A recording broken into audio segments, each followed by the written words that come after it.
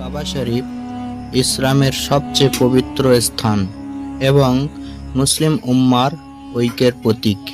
এটি মক্কার মসজিদুল হারামের অন্তরে অবস্থিত। কোরআনে উল্লেখ আছে, এটি পৃথিবীর প্রথম ঘর যা আল্লাহর ইবাদতের জন্য নির্মিত হয়েছিল। মহান আল্লাহ হযরত ইব্রাহিম আলাইহিসসালাম ও তার পুত্র ইসমাইল আলাইহিসসালামকে কাবা শরীফ পুনর্নির্মাণের আদেশ দেন। তখন থেকে আজ পর্যন্ত এটি আল্লাহর ঘর হিসেবে সারা দুনিয়ার মুসলিমের ভালোবাসা ও আকর্ষণের কেন্দ্রবিন্দু।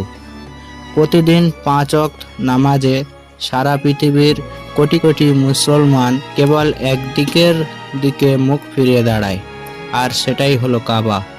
হোক সে আরব, হোক এশিয়া, হোক ইউরোপ বা আফ্রিকা, সবাই এক কেবলার দিকে সিজদায় ঝুঁকে যায়। এটি মুসলিম ভ্রাতৃত্ববিন্দু ও ঐক্যের অনন্য প্রতীক। হজ ও উমরা পালনকারীরা কাবা শরীফকে ঘিরে শতবার তোয়াফ করেন। এই তোয়াফ আল্লাহর প্রতি পূর্ণ আনুগত্য ও ভালোবাসার প্রকাশ। এখানে রয়েছে হাজরে আসওয়াদ বা কালো পাথর। এটি জান্নাত থেকে আগত বলে বিশ্বাস করা হয়।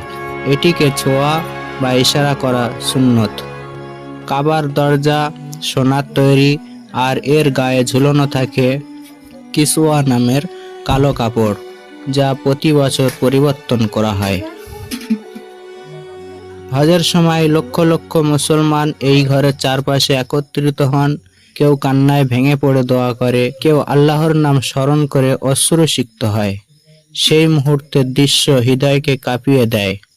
কাবা শরীফ কেবল একটি স্থাপনা নয়, এটি ঈমান, ভালোবাসা, একতা ও আল্লাহর প্রতি সম্পূর্ণ আনুগত্যের প্রতীক। আল্লাহ পাক আমাদের সকলকে জীবনে একবার হলেও কাবা শরীফ জিয়ারত করার তৌফিক দান করুক। আমিন সুম্মা আমিন।